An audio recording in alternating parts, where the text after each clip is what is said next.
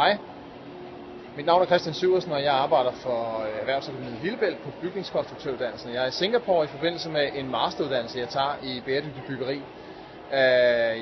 Her i Singapore, der har de blandt andet det her Gardens by the Bay, som er blandt andet sådan et kæmpe stort drivhus her. Der er flere drivhuse, men det her det er bare kæmpestort.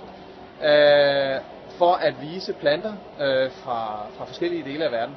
Herinde, udenfor, der er der måske 35 grader, men herinde, der er simpelthen selve drivhuset delt op i sådan nogle klimazoner. Og så må man tænke, altså simpelthen for at de her planter, de kan trives, så må man tænke, det må koste rigtig meget energi, men det fede ved det her, det er, at den energiproduktion, der er her, den energi, der skal bruges til at rent faktisk at skabe det her klima herinde, som er helt anderledes end det udenfor, det får de ved at bruge deres egen biomasse.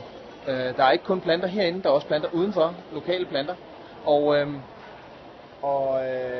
Og den biomasse, de får, fordi de jo skærer træerne til, og naturlige planter visner og sådan nogle ting, det er det, de bruger, også ud fra den naturlige del af Singapore. Det, de skærer op, det bruger de som biomasse til at drive energien til at bruge det her.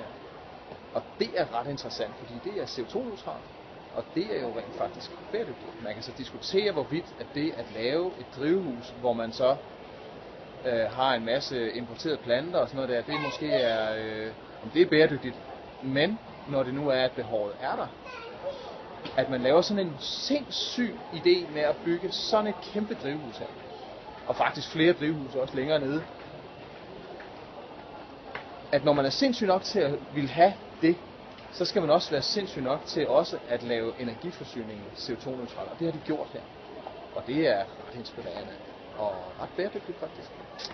Yes, de kan noget her. Det kan vi også lære af.